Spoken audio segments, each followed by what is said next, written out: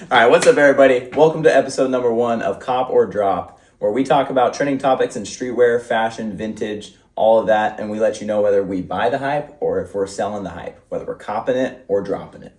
So, first topic today, we're going into vintage. I'm going to ask it to my good friend Kyle right here. What we got is Carhartt. Okay. There's a lot of buzz around Carhartt, whether it's fallen off, whether it's going to stay. What do you think? Do you think Carhartt's going to last into the next year, or do you think Carhartt is a dying flame? Yeah, it's a good question. I mean, you can't even really say vintage anymore without saying Carhartt. You know, it's like the most staple. You've got people paying $200, $300, $400 for crazy colorways of Detroit's. But honestly, I think that the cycle of Carhartt is coming to an end. Because you look 5-6 months ago, you can sell these pants for like $20, $30, $40, like that. And now, like, when I post double knees, maybe it's just me, guys, but when I post double knees, they'll sit on Depop for like $40, $30. They'll just sit there, right? And so I think the cycle of Carhartt is coming to an end. Obviously, if you have crazy, Detroits are always going to be popular. But I think the cycle where you're seeing these jackets sell for $100, $200 is coming to an end. So I'm going to drop Carhartt for now. So we're dropping Carhartt. So you would believe that Carhartt is falling by the wayside. So we're gonna believe that. I'm not saying fallen by the wayside. Like I said, obviously the jackets are always gonna be popular, right? But I think the era of where we're paying ridiculous amounts for these things that are thrashed to hell, right, like hanging on by a shoestring, and someone's still paying $200. I think that era is gonna kind of fade off. Even with the potential of like a lot of startup upcycling businesses and people reconstructing old clothes like that, do you think that's going to be a sustainable model going forward, or do you think it just also falls in that same bracket of it's not going to be ridiculous prices? You see Carhartt being a lot more affordable and accessible for a lot more people.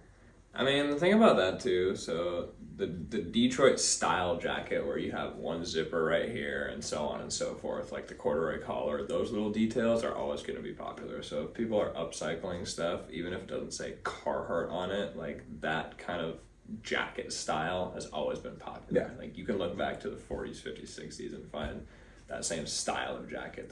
Levi's has done that, Wrangler has done that. Now you see Dickies and Carhartt have done that, like Lee. They've all had those same styles of jackets, but so that's always going to remain popular. But all I'm saying is like, and Carhartt as a brand too, I don't like the way they're headed. Like they're made in India now, the most part of them. Like, go into a store right now, go into Fred Meyer or go into anywhere where they sell new Carhartt and just look at the quality. Like, if you're into vintage and you know what good Carhartt feels like or a good jacket feels like, I beg you, just go into one of those stores and just look at, like, the quality of that Carhartt. It's not good. Like, the blanket lining is cheap. Like, the outside material is cheap. You even have those videos where people will say, like, how many scrapes of the sandpaper will it take to get to a center of a Carhartt? And they'll go like this, and it only lasts for, like, 5 or 6 They just scrapes. don't. There's not like they used to. No. So, not like the good old days. The brand of it is going down. So I ask you this. If the brand is going down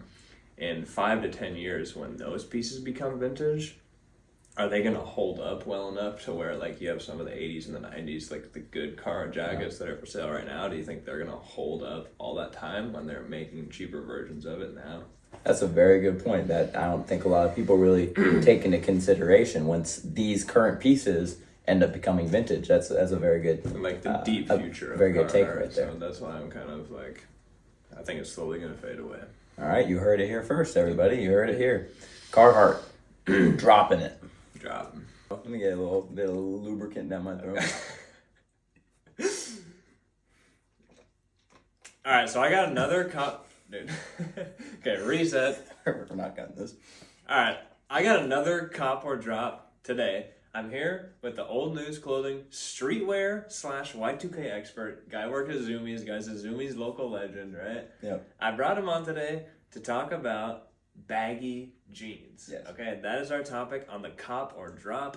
So super baggy jeans, and I'm not talking about like you got a little like loose, you got a little way in them. Yeah. I'm talking about someone who is like a size 32 and they're asking for like a size 40, and they're rocking that shit, and it's like sailboat. Like they could take off down the water with those things. Cop or drop on super baggy jeans.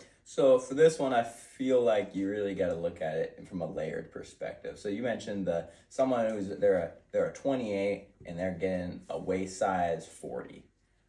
For me personally, I think that's a little crazy. I think that ends up getting a little bit ridiculous, a little bit out of proportion.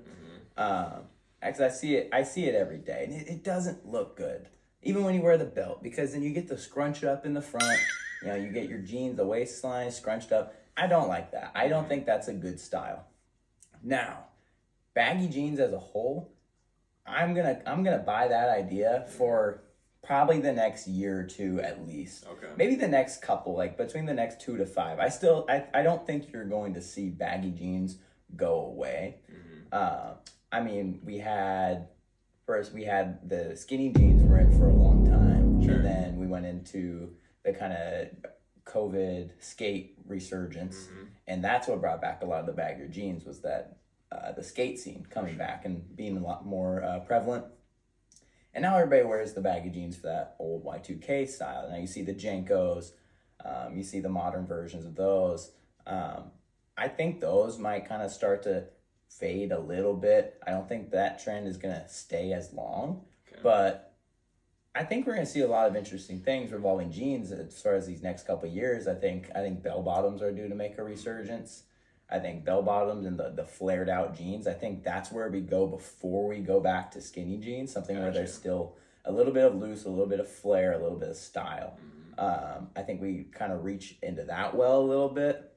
But I don't think loose fit baggy jeans are going to go away, because what they are is they're accessible for a lot of people. Anybody can wear baggy jeans, whether you're big, whether you're small, whether you're tall, whether you're short. Like anybody can wear baggy jeans. It's not exclusive to any person. A lot of times they have a bunch of pockets. People love carrying stuff, and I think you're always going to see skaters wearing baggy jeans. So as long as skating is still popular and around, you're always going to see baggy jeans. And so I don't think baggy jeans are going to go away, but I do think that they aren't as popular as probably they are right now at its modern peak of baggy jeans. I think we've seen the most of baggy jeans, and now the wave just kind of mellows out for the next couple of years to see.